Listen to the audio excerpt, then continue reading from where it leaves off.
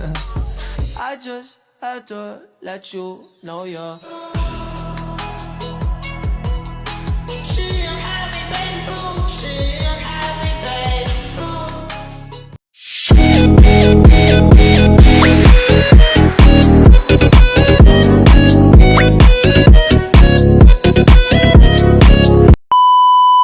Assalamualaikum warahmatullahi wabarakatuh. Hari ini kami akan menjelaskan tentang salah satu materi dari manajemen perkantoran, yaitu komunikasi perkantoran, di mana kami akan menjelaskan mulai dari bagaimana definisi hingga penanganan jika dalam kasus nyata. Tujuan kami menjelaskan tentang materi ini adalah agar kita sebagai mahasiswa dapat mengetahui bagaimana pandangan komunikasi perkantoran secara nyata dan bagaimana penerapan yang baik dan benar, serta mengetahui cara menganalisis suatu kondisi tertentu dalam dunia kerja. Sekian dari kami, mohon maaf jika ada salah kata dan perbuatan. Wassalamualaikum warahmatullahi wabarakatuh.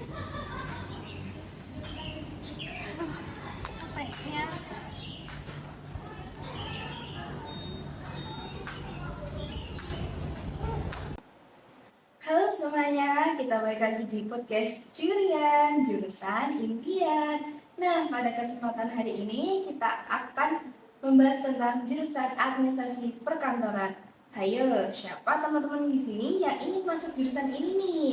Dan yang gak kalah penting nih, kita ada salah satu bintang tamu spesial nih teman-teman, yaitu salah satu dosen dari Universitas Impian dengan jumlah pendaftar SNBP terbanyak pada tahun ini. Baik, gak usah lama-lama lagi, mari kita sambut Dr. Bunga Citra Maharani, SPD, MPD. Halo semuanya, terima kasih buat sambutannya ya Mbak Tiara. Jadi teman-teman, hari ini saya akan menyampaikan mengenai materi manajemen perkantoran. Jadi apa sih yang kalian pikirin tentang manajemen perkantoran? Pastinya kalau kita berpikir tentang manajemen perkantoran, langsung terpikir tentang kegiatan atau aktivitas pengarahan dalam suatu kantor yang dimana mencakup adanya proses perencanaan, pengorganisasian, pengarahan, dan pengawasan aktivitas administratif, data, dan informasi secara sistematis. Sedangkan nih, dalam salah satu cabangnya terdapat materi komunikasi perkantoran, di mana diartikan sebagai proses penyampaian dan pertukaran informasi dalam lingkungan kerja yang bertujuan untuk menunjang efektivitas, efisiensi, serta keharmonisan dalam organisasi.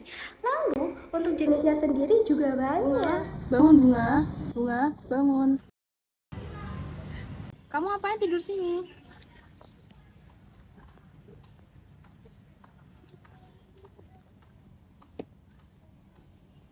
Hei, udah lihat grup belum? Ada tugas tambahan tuh, matkul MP, disuruh bikin video do and don't.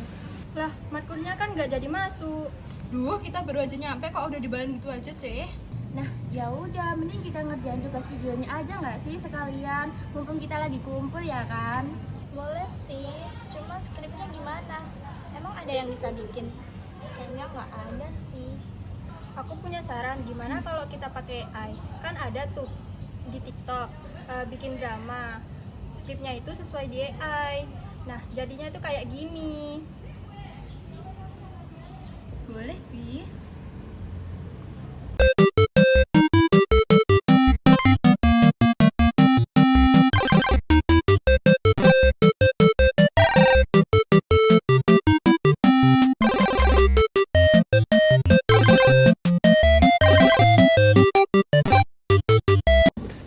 Ibu, itu laporannya sudah saya perbaiki, sudah saya kirim, mungkin sudah benar. Bunga, laporan mana kamu maksud? Ibu kurang paham.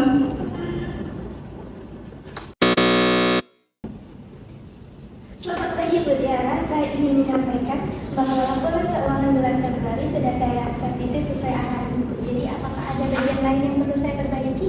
Bunga, terima kasih sudah menjelaskan dengan jelas. Nanti Bu akan periksa kembali. Dikarenakan penggunaan struktur kalimat yang tidak jelas, tata bahasa yang salah, penggunaan ejaan tidak baku, dan kalimat yang ambigu menjadi salah satu masalah komunikasi. Oleh karena itu, pelatihan dan pembinaan mengenai konsisten penggunaan serta penerapan kaidah bahasa Indonesia yang baik dan benar diperlukan bagi seluruh karyawan. Bunga, nanti kamu kirim laporan itu ya.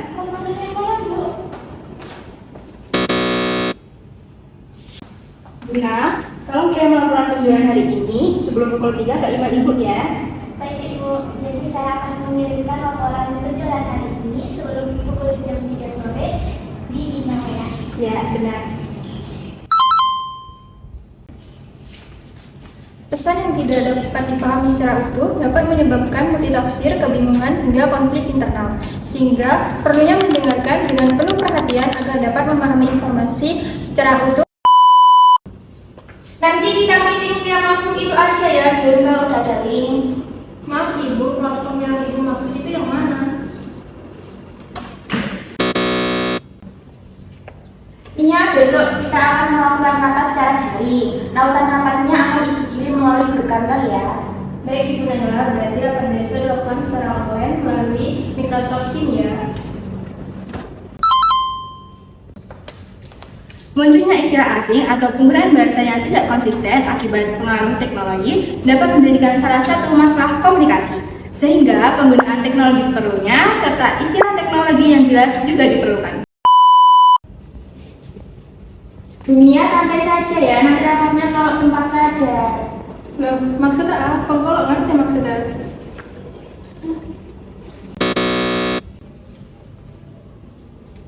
Selamat pagi Ibu Mia, apakah jadwal rapat pukul 10 masih sesuai untuk Ibu? Iya masih sesuai, terima kasih ya sudah mengonfirmasi. Perbedaan kerangka berpikir dan latar belakang budaya dapat memicu kesalahpahaman terutama saat berinteraksi dengan pihak asing. Oleh karena itu, perlunya konsistensi dengan penggunaan bahasa sesuai dengan tempatnya serta menghindari adanya penggunaan bahasa yang di luar dari penggunaan bahasa nasional atau luar daerah yang sedang ditempati.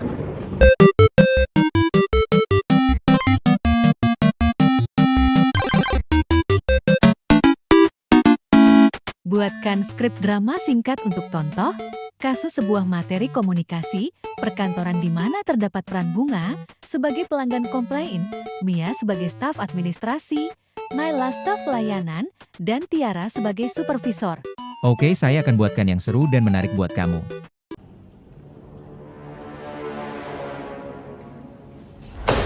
Permisi, saya sudah komplain ya tentang barang ini 2 minggu lalu, tapi nggak ada respon dari perusahaan. Mohon maaf sebelumnya Bu, apakah Ibu bisa menjelaskan masalah yang terjadi? Barang ini sudah cacat sejak saya pertama kali terima. Saya sudah hubungi pelayanan pelanggan ya, tapi tidak ada respon sampai sekarang. Sekarang malah dibilang masa garansinya udah habis, padahal belum 1 minggu. Mohon maaf atas ketidaknyamanan yang Ibu alami. Saya akan mencoba mengecek data komplek Ibu terlebih dahulu ya. Apakah Ibu sebelumnya mengirim komplain melalui email atau layanan chat? Saya sudah mengirim email dan juga pesan layanan chat sejak 2 minggu lalu. Mia, ada masalah apa? Ini loh, sepertinya ada miskom. Bunga sudah mengirim komplain 2 minggu yang lalu, tapi belum ada respon dari tim pelayanan. Sepertinya email komplainnya masuk ke folder spam sehingga tidak terbaca oleh tim pelayanan. Jadi memang kesalahan sistem. Saya yang harus tanggung kerugiannya. Ada masalah apa ini? Ini Bu, komplain Bu Bunga itu tidak terbaca selama 2 minggu, sehingga masa garansinya dianggap sudah habis. Kami mohon maaf atas ketidaknyamanan yang Ibu alami. Walaupun secara sistem masa garansi sudah berakhir, kami memahami bahwa Ibu sudah melapor sejak awal. Sebagai bentuk pertanggungjawaban perusahaan kami tetap akan memproses penggantian barang Ibu. Oke, saya harap kedepannya pelayanan komplain bisa lebih cepat ya. Tentu Ibu, kami akan memperbaiki sistem pelayanan kami. Kejadian ini harus menjadi evaluasi bagi kita semua. Bagaimana bisa komplain pelanggan bisa terus selama 2 minggu? Mungkin kami terlalu bergantung pada sistem email Ibu. Kami tidak rutin memeriksa folder lain seperti spam. Selain itu, mungkin kita juga perlu memastikan setiap komplain pelanggan langsung dicatat dan diberi respon. Betul, mulai sekarang komplain pelanggan maksimal harus mendapat jawaban 1 kali 24 jam. Baik Bu, dengan begitu pelanggan merasa diperhatikan. Dan kejadian ini tidak akan pernah terulang lagi. Ingat, dalam komunikasi pelayanan, kecepatan respon dan kejelasan informasi sangat menentukan kepercayaan pelanggan terhadap perusahaan. Dan saya nggak mau ya kejadian seperti ini terulang lagi. Manajemen perkantoran adalah proses mengatur dan mengelola seluruh kegiatan administrasi di kantor agar pekerjaan dapat berjalan secara efektif dan efisien. Nah, kegiatannya meliputi perencanaan, pengorganisasian, pengarahan, hingga pengawasan terhadap aktivitas perkantoran.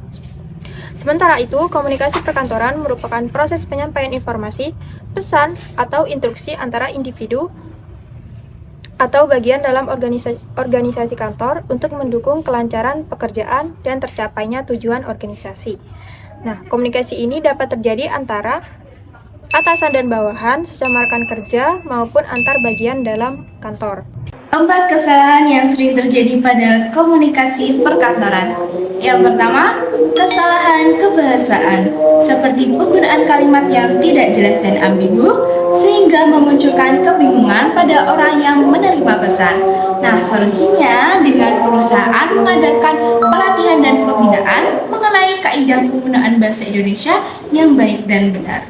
Kesalahan kedua, miskomunikasi. Sering terjadi ketika adanya kegagalan dalam berkomunikasi secara efektif yang mengakibatkan orang lain kesulitan memahami pesan tersebut. Solusinya yaitu adalah dengan mendengarkan pesan dengan penuh perhatian agar dapat memahami informasi secara utuh sebelum memberikan respon. Dan yang ketiga, hambatan teknologi dan globalisasi. Seperti adanya istilah teknologi yang baru sehingga tidak semua orang memahaminya. Solusinya yaitu menggunakan istilah teknologi yang mudah dipahami dan jelas bagi semua orang. Kesalahan yang keempat yaitu komunikasi lintas budaya. Terjadi karena kesalahpahaman perbedaan bahasa. Solusinya yaitu perlu adanya konsistensi penggunaan bahasa seperti menetapkan penggunaan bahasa Indonesia dan menghindari percakapan dengan bahasa daerah.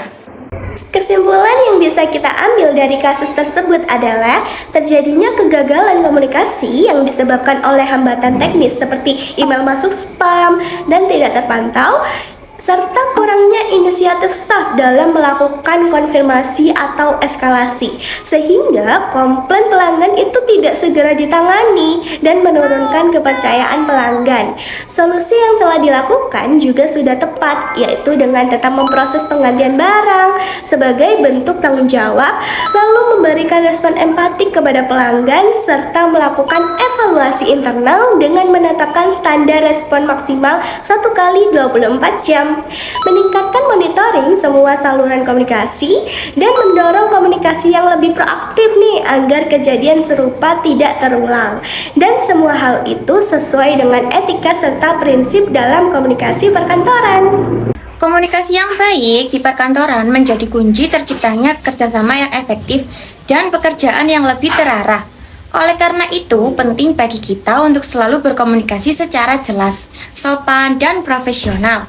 Seperti perkataan Kate Davis, komunikasi merupakan dasar utama dalam kerjasama organisasi. Maka teruslah belajar berkomunikasi dengan baik agar tercipta lingkungan kerja yang harmonis dan produktif.